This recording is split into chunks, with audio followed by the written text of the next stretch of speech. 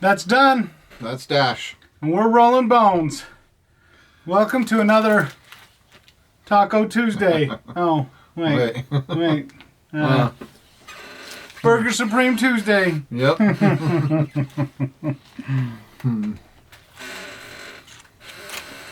What do we want to talk about today? Good question. I've got some coins that I've printed. One for Blood Bowl, and then I found a file for the coins from Pirates of the Caribbean. Yeah.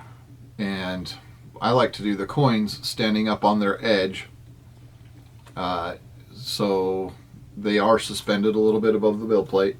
They have supports on them, but they don't need a lot. In fact, I just do auto supports and print. It's really fast. I don't have to go and add anything in myself. It's really simple. Yeah, he mentioned the Blood Bowl coins and then the Pirates of the Caribbean one, but like one of the other things that we talked about was using those coins using printed coins for like role-playing games and stuff like that for different things in the game, which can be a lot of fun. Mm-hmm. Yeah, so I have a DM. He got some coins from a Kickstarter. Each coin was cast in a different kind of metal, and each metal corresponds to a different rule or reward. So when we earn a little reward from the DM, he'll hand us out these coins, and it'll be things like change a roll to a natural 20, or give an ally a natural 20, and things like this. Give your ally advantage on a roll. So you'll spend the coin, you'll hand it to the DM, and then the effect can happen. So I wanted to do the same thing for one of my groups, so I printed out these coins, and I'm going to, instead of using metal ones, I've got UV resin, which means I should paint them up, and I'm going to use a just rattle can, get some colors put on them, and go from there. Yeah. In other RPG news, my Wednesday night game night. We're gonna start a Gurps. Well, every other week. So there's 3 couples that come, so 6 people, but 2 of them really only can come up every other week because Tanner, who you met, he works on every other Wednesday, so and doesn't get off till later. So we're gonna do a Gurps every other week, and tonight, weather permitting, we're gonna go up and we will find out who's gonna run the game, what genre we're gonna do, and talk about that stuff. Haven't decided any of that yet. So I'm excited. I'm torn because I like to play in Brandon's games, but I also like to run games. So I'm torn between whether I want to run it or whether I want to play. I just like world building is the biggest part of running a game that really makes a difference for me. My last few weeks preparing for my games, I keep thinking about that because you've told me that. And I haven't found the bug until recently. And all of a sudden, I get started. And I get in this groove. I love it. I could spend hours there. And one of the things with world building for me, that's never been a problem for me, but I know some GMs and DMs have had a problem with it.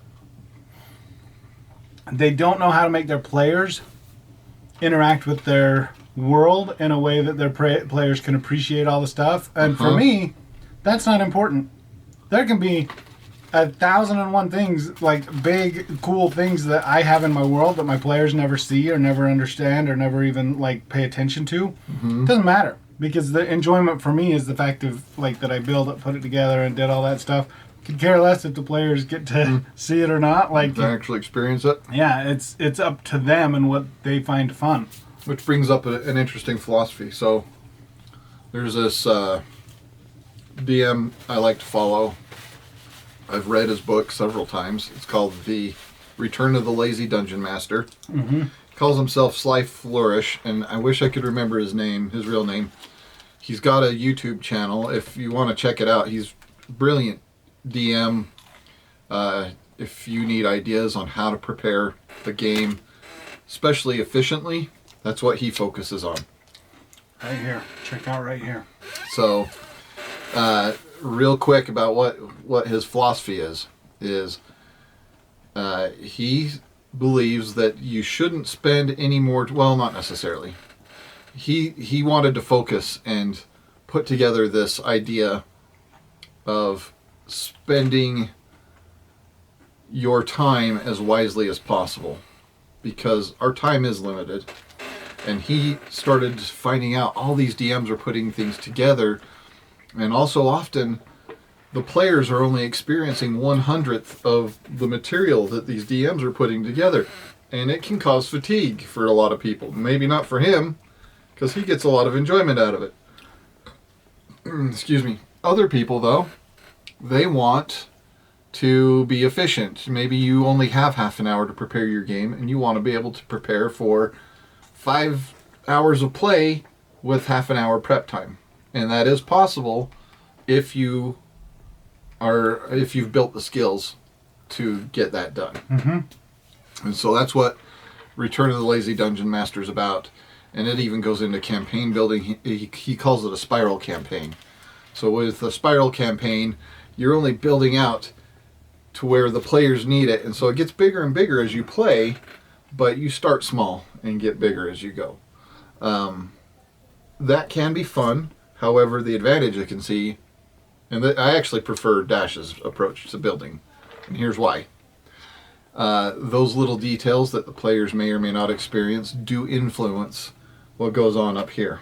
And when you have to improv, which is inevitable for any DM, you need to have that information ready, and because so much of improv really does come from prep. So for me, the biggest thing in my world is, okay, I make the world, I make the countries, I make the stuff. They might not go to some of the countries, continents, all sorts of that kind of stuff. But the important part of the world building for me is my main NPCs and their motivations. The motivations of the main NPCs is important because that way they can react to what the PCs do. Mm-hmm. And I don't have to worry about, like, oh, the PCs did something unexpected. It throws off my campaign as far as, like, what's going to happen. No. Because my NPCs are just going to react to what the players did. If the players did something unexpected, well, what would my NPCs do based on that situation? Mm-hmm. So it really, to me, it gives the players a lot more freedom to run the campaign the way that they want. Mm-hmm. To be the type of people they want in the campaign. And it doesn't matter what my campaign was about or what my thoughts were about. Like, it becomes what they want to play in the world that I've designed. Mm-hmm. If that makes sense. Mm-hmm. So it's actually, I feel like modular campaigns and stuff like that can be done. That's how I use them a lot anyway. Because rather than have the scenarios that are supposed to play through like the module says, it is, oh, there's these NPCs, this is how they're going to react, this is how they're going to do stuff, and I get a feel for them, and then I just let it play through. And I've never actually followed the module as far as the way it's supposed to be run. Mm-hmm. Of course, I'm using D&D modules in Gurps, which don't run out the same way anyway. But No. Anyway. Not entirely.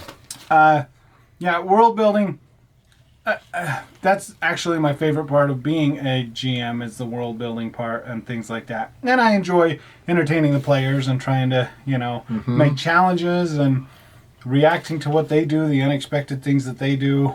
I would be really excited to play with these guys again, like with this crew, and GM with this crew, because it's got two players that are a lot of fun to play together.